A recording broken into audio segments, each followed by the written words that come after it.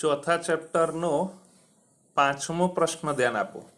આમ તો 5મો, 6થો અને 7મો જે પ્રશ્ન છે ને એ કમ્બાઈન તરીકે પૂછાય, ભેગા પણ પૂછાય. પડી ખબર? 5, 6 અને 7, કેમ કે સદિશ વસ્તુ શું છે ને એની માહિતી છે. આપણે અલગ અલગ તરીકે લઈએ તો જુઓ, 5મો પ્રશ્ન, સદિશ ભૌતિક રાશિને કેવી રીતે દર્શાવાય છે? તો સદિશ ભૌતિક રાશિને દર્શાવવા માટે તેના સંકેતાક્ષર એટલે સંકેતના અક્ષરો એને ઘાટા અક્ષર વડે દર્શાવાય છે. દાખલા તરીકે વેગ માટે વી અહીંયા આવે, પડી ખબર? તો અહીંયા વી જે છે ને એ વી આપણે દર્શાવીને ઉપરને ઉપર ઘૂંટતા રહીએ તો એ આપણને સદિશ મળી ગયું એવું કહેવાય.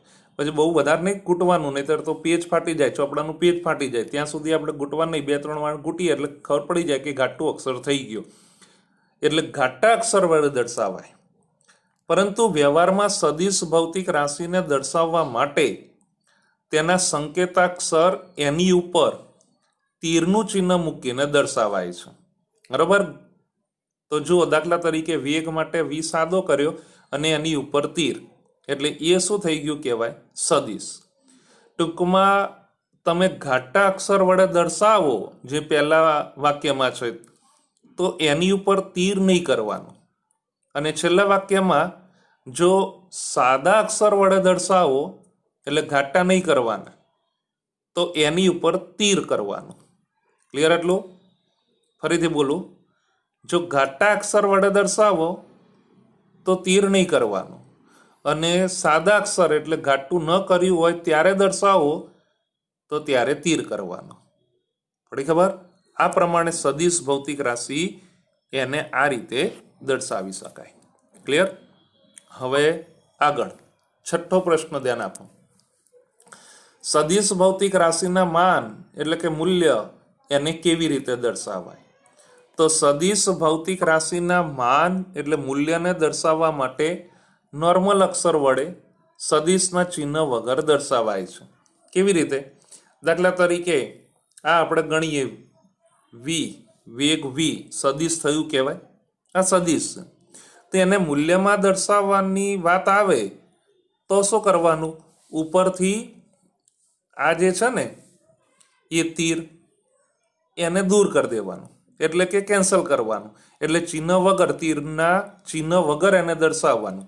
એટલે આ શું થઈ ગયું કહેવાય? એ સદિશનું માન થયું કહેવાય. પડી ખબર? એટલે કે મૂલ્ય થયું એવું કહેવાય. ક્લિયર?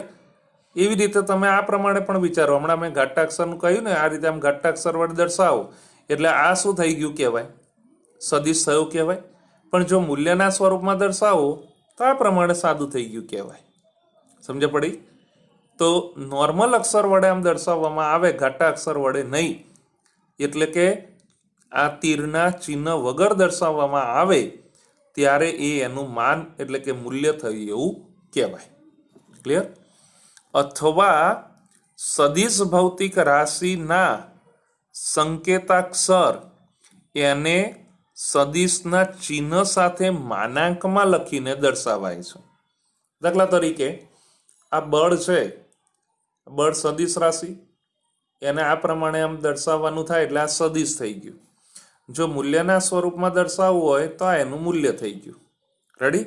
દાખલા તરીકે આ બળ છે એને આપણે આમ સદિશ તરીકે દર્શાવવું હોય ઘાટા અક્ષર વડે તો આ સદિશ તરીકે બળ મળ્યું.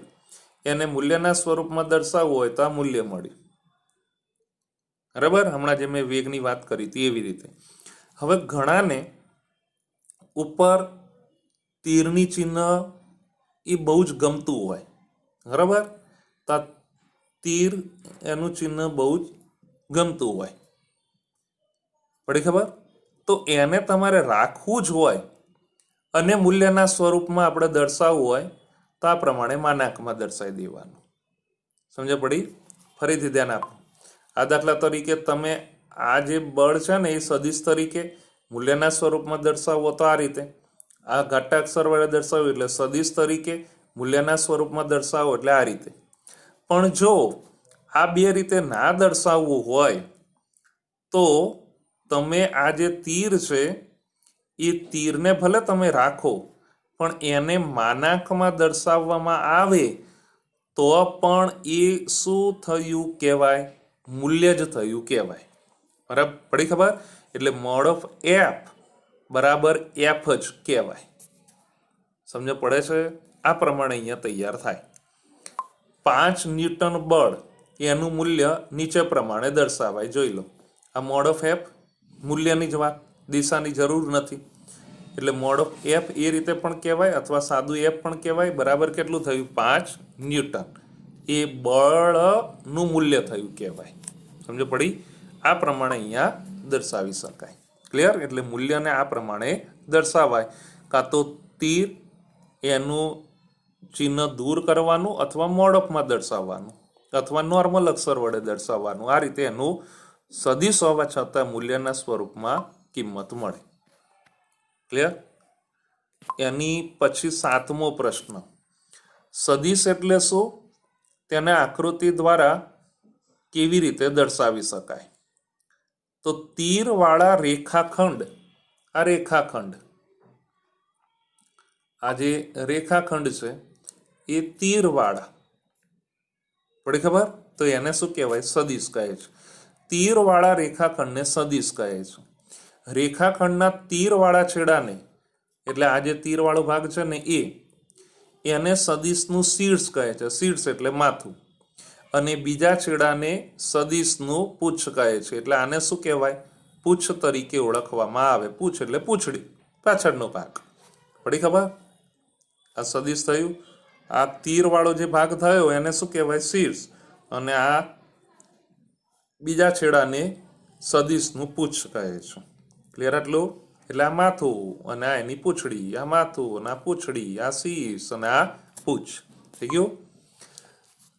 ક્લિયર ને? આ પ્રમાણે. હવે આગળ, સદિશની લંબાઈ સદિશ ભૌતિક રાશિના મૂલ્યને અનુરૂપ દર્શાવાય છે.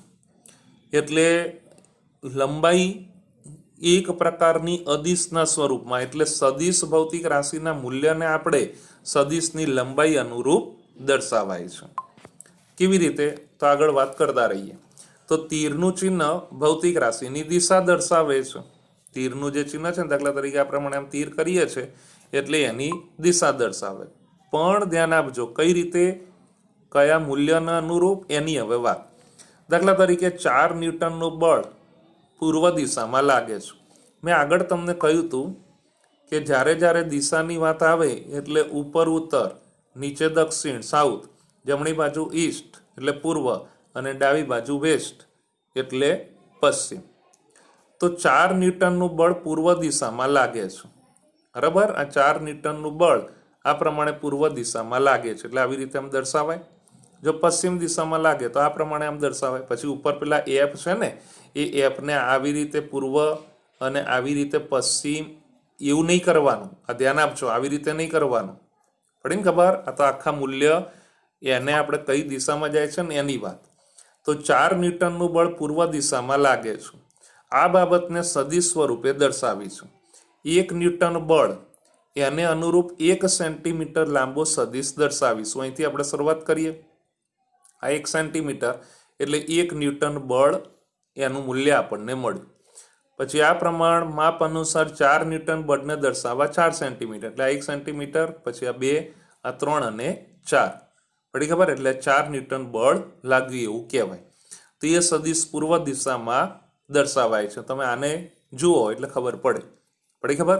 એટલે આ રીતે આમ સદિશને આ પ્રમાણે આમ દર્શાવાય. પછી દાખલા તરીકે 4 ન્યૂટન બળ લાગે ને 4 સેન્ટીમીટર હોય તો આને બસ આટલું જ દર્શાવવાનું. નહીતર પાછા ઘણા કે આ 4 છે ને એટલે આટલું મોટું ઉપર દર્શાવી દેવાનું. એવી રીતે નહીં.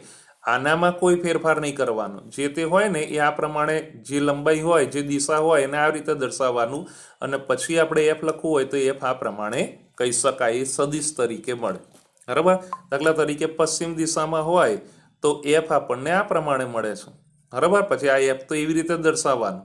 બરાબર? પછી કે ચાલો આ પશ્ચિમ છે ને એટલે એફ આવી રીતે દર્શાવવાનું, એ રીતે ના આવે. સમજ પડી? તો આ પશ્ચિમ દિશામાં આ સદિશ એફ તો આ પ્રમાણે થાય. પૂર્વ દિશામાં હોય તો આ પ્રમાણે આપણને મળે છે. સમજ પડી ગઈ? ક્લિયર એટલું? તો આ રીતે અહીંયા આપણે કહી શકાય. ક્લિયર ને? તો હજી ફરતી જુઓ છેલ્લે, દાખલા તરીકે 4 ન્યૂટનનું બળ પૂર્વ દિશામાં લાગે છે. આ બાબતને સદિશ સ્વરૂપે દર્શાવી છે. 1 ન્યૂટન બળ એને અનુરૂપ 1 સેન્ટીમીટર, આને જોતા રહેજો, 1 સેન્ટીમીટર લાંબો સદિશ દર્શાવીશું. પડી ખબર? આ પ્રમાણ માપ અનુસાર 4 ન્યૂટન બળ એને દર્શાવવા માટે 4 સેન્ટીમીટર લાંબો સદિશ પૂર્વ દિશામાં દર્શાવાય છે. પડી ખબર? ક્લિયર આટલું? ઓકે.